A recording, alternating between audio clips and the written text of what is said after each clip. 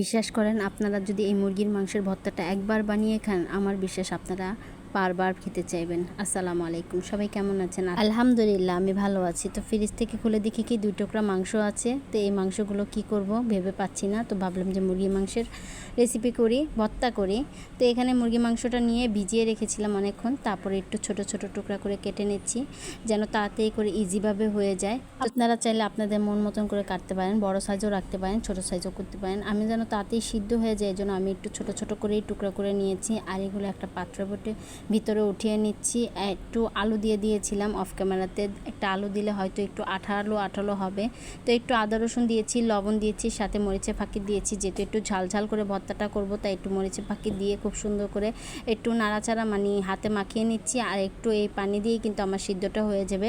তো সিদ্ধ বসিয়ে দিয়েছি। আর অপর চুলায় একটু রসুন কুচি, পেঁয়াজ কুচি আর 5-6টা শুকনো মরিচ দিয়ে নিয়েছি। ঝাল আপনার মর্জি মতন খেতে পারেন, একটু কম হলেও কম খাবেন যদি ঝাল কম খান। আর আমি একটু ঝাল বেশি খাই, তাই একটু মরিচটা একটু বেশি দিয়েছি। আর এই তো এখন আমি সব কিছু এক এক করে উঠিয়ে নিচ্ছি। বাদামি রঙের হয়ে গিয়েছে মরিচটা, যেহেতু আমি বেশি টালি নেই, তাই আমি এগুলি একটু পাটা পোতাতে একটু ছেঁচে নিব। আর এদিকে আমার মাংসটাও হয়ে গিয়েছে। আপনারা চাইলে একটু তেল দিতে পারেন, কিন্তু আমি তেল ইউজ করি নেই। যাই হোক, এই তো আমি এখন সব কিছু ছড়িয়ে নিচ্ছি। একদম মাংসটা সিদ্ধ হয়ে গিয়েছে। এই তো মাংসটা কিন্তু আমি ঝুরি ঝুরি করে নিচ্ছি, কারণ মাংসটা ঝুরি করলেই কিন্তু মজাটা লাগবে। আমি কিন্তু মাংস কিন্তু বাটবো না, আমি শুধু একটু পেঁয়াজ রসুন আর মরিচটা বেটে নিব। তো এখানে মাংসটা ঝুরি হওয়ার পর আমি একটা পাত্রে উঠিয়ে রাখবো।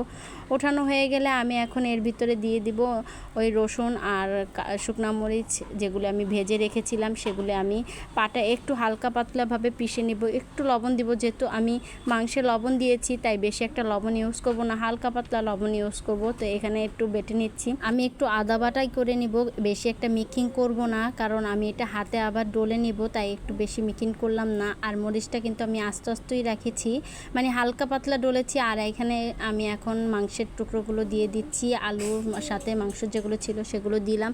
এখন একটু কাঁচা পেঁয়াজ দিয়েছি, সাথে একটু সরষের তেল দিয়ে ভালো করে চটকিয়ে নিচ্ছি, কারণ দেখুন কালারটা কিন্তু খুব সুন্দর আসছে। আমি কিন্তু এটা ফার্স্ট টাইম বানাচ্ছি, এর আগে কখনো বানাইনি। তো মাথায় ঘুরতে ঘুরতে কী রান্না করব ঘুরতে ঘুরতে এই আইডিয়াটাই চলে আসছে। আর এই তো আপনাদের সাথেও শেয়ার করে নিচ্ছি। আর এত লোভনীয় কালার আসছে কি বলবো, এখনই আবার খেতে ইচ্ছে করতেছে। আমি কিন্তু 2বার ভাত খেয়েছি, একবার পাটায় পোছায় ভাত খেয়েছি, তারপরে আবার একটু প্লেটে নিয়ে ভাত খেয়েছি। এতটাই মজা হয়েছে আর এতটাই লোভনীয় কালার আসছে কি বলবো, জিভে জল আসার মতন একটা রেসিপি। আপনারা চাইলে বাসায় এভাবে ট্রাই করতে পারবেন, আমার মনে হয় আপনাদের কাছেও ভালো লাগবে। যারা যারা মাংসের ভর্তা খান নাই, একবার হলো মাংসের ভর্তা খেয়ে নেবেন।